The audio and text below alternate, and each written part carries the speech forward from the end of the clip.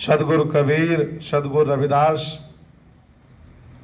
हम सबके मसीहा बोधिसत्व बाबा साहब डॉक्टर अंबेडकर, मंच पर विराजमान माननीय अध्यक्ष जी, भिक्षु संघ आदरणीय डॉक्टर साहब, कार्यक्रम के आयोजक, आज मैं अलीगंज की पावन धरती पर संविधान रथ लेकर आया हूं। मुझे लगभग 2 महीने हो गए हैं। 2 महीने की यात्रा में हमने लगभग 7,000 संविधान लोगों के घर घर तक पहुंचाए हैं और 2 महीने में कम से कम हमारे 200 से ज़्यादा कार्यक्रम अब तक हो चुके हैं। ये 200 से ऊपर का कार्यक्रम है जो अलीगंज में आपके बीच में मैं कर रहा हूं। पिछले 4-5 दिन से हमारा गला खराब है क्योंकि मैं मथुरा में था, आगरा में था, जलेश्वर में था, एटा में था और फिर मैं कायमगंज आ गया।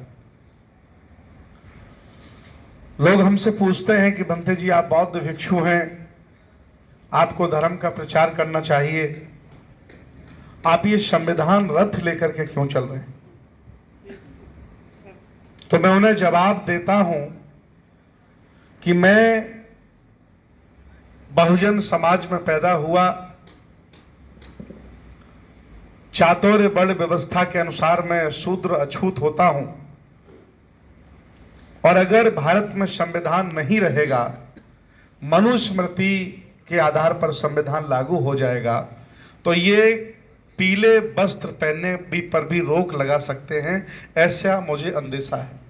ये कहेंगे कि भाई तुम्हें कपड़े नहीं पहनने दिए जाएंगे तो मैं पहन भी नहीं पाऊंगा, तो मेरा चीवर और उतर जाएगा।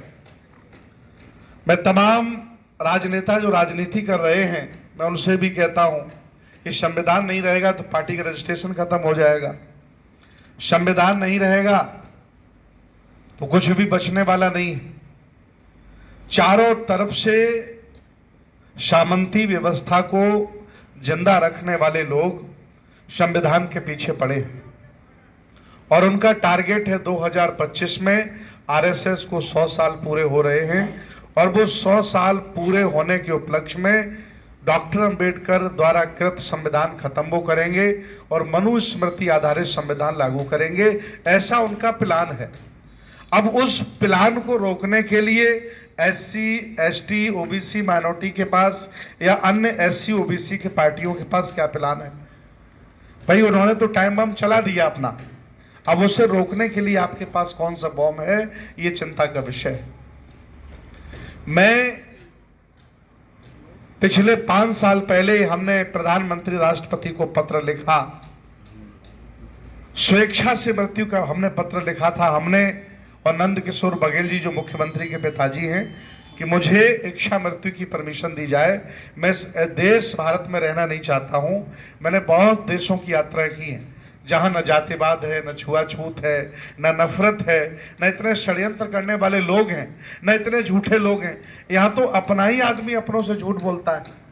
मैं आज महसूस कर रहा हूं कि इतना झूठ तो ठाकुर ब्राह्मण भी बनिए नहीं बोलते हैं, इतने लोग हमारे झूठे हो गए हैं और वो हमसे भी झूठ बोलते हैं, गलत सूचनाएं देते हैं, गलत झूठ बोलते हैं, मूर्ख बनाते हैं, समय खराब करते हैं।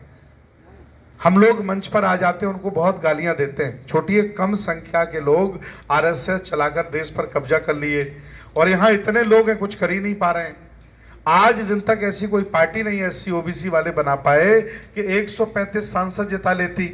इतने सांसद तो बाबा साहब आरक्षण में हमें दे गए और फिर भी हम हर तीसरे लोग विद्वान बने घूम रहे हैं, जिसके हाथ में माइक आ जाता है 2 मिनट में बौद्ध में भारत बना देता है, बाबा साहब के सपनों का भारत बना देता है। 10 आदमी इकट्ठे नहीं होते हैं।